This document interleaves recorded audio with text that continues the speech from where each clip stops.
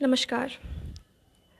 आज देश में एक ही चीज़ें चल रही हैं, नेपोटिज़्म।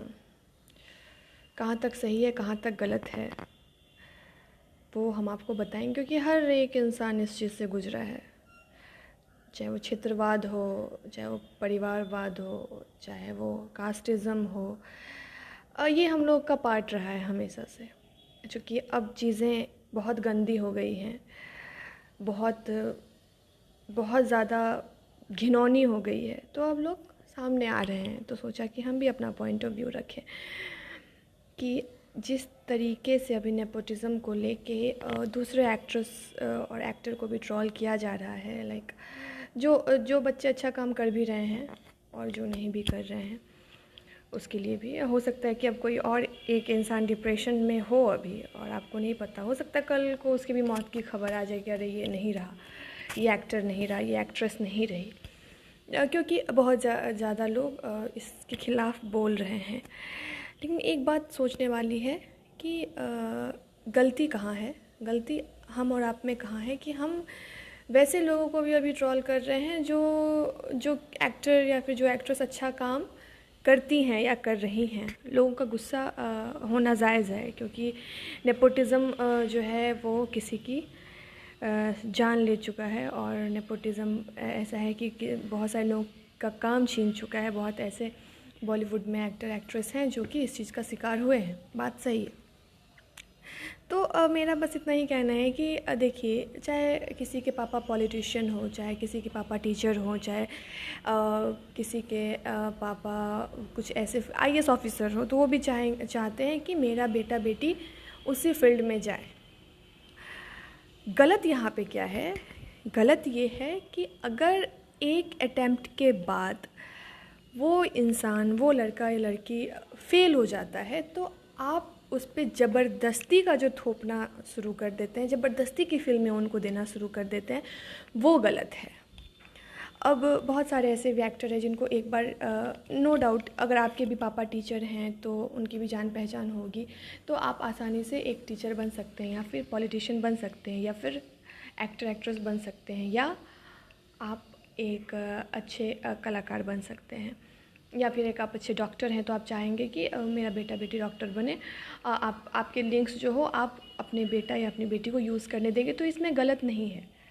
हाँ, अगर उस लिंक से आगे वाला बढ़ गया है, वो अच्छी सर्जरी कर रहा है, तो अब वो आपकी कमाई है, आपकी कमाई पर हक होता है बेटा या एक बेटी का। इसमें सारे बच्चों को ट्रोल करना गलत, हमको गलत लग रहा है थोड़ा कि हाँ, नेपोटिज़्म गलत है। लेकिन जो एक्टर एक्ट्रेस अच्छे हैं, जिनको बपौती ये चीज़ें मिली हुई हैं, जिनके बाप दादा ये चीज़ ऑलरेडी करते आ रहे हैं और फिर वो आदमी अच्छा कर रहा है, तो उसको अप्रिसिएट किया जा सकता है। बशर्ते कि अब बहुत सारे ऐसे एक्टर भी हैं जिनको एक बार मूवी मिली और जनता उन्हें पसंद नहीं की, तो वो या तो फ्लॉप कर गया। लेकिन ऐसे फ्लॉप एक्टर एक्ट्रेस को जो बार बार चीज़ें दी जाती है ना, थोपा जाता है जिन पर, पब्लिक के सामने तुम आओ, पब्लिक के सामने तुम आओ, और ज़बरदस्ती का जो स्टार बनाया जाता है, वो चीज़ें गलत है। That is called nepotism I think. कि ज़बरदस्ती का कोई चीज़ को थोपा जाना जिसमें वो काबिल नहीं है, उसको नेपोटिज़्म कहेंगे।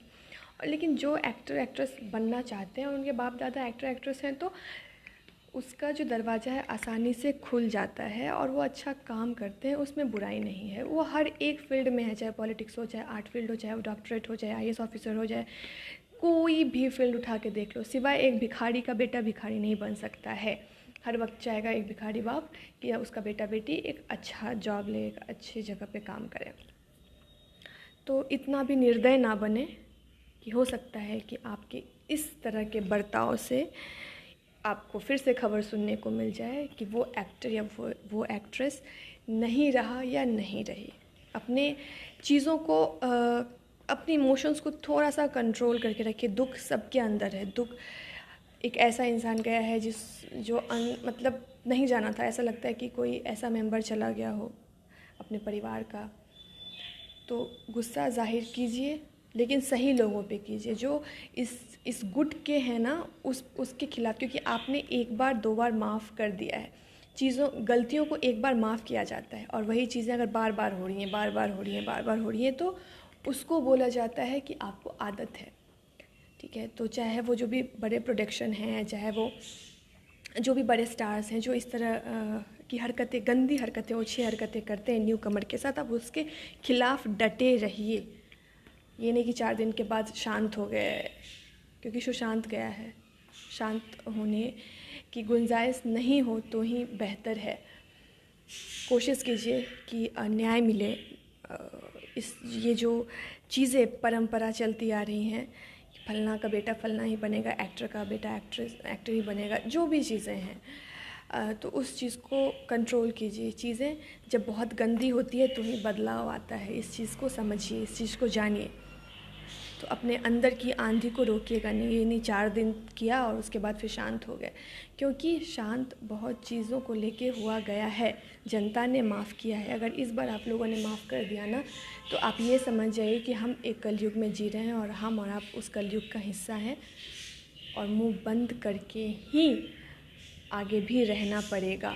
अगर इस बार आवाज़ नहीं उठा, अगर इस बार जो भी क्रिमिनल्स हैं, जो भी ये हरकत जिन्होंने की है, अगर वो बच गया ना, तो आप, हम, या फिर ये समाज, या फिर ये जो भी हमारी सोसाइटी आसपास के लोग हैं, ये अपने आप को माफ़ नहीं कर पाएंगे। और ये गिलानी आपको हमेशा हमेशा रहेगी कि आपके चुप्पी के कारण आज एक गुनहगार खुलेआम घूम रहा है। नमस्कार।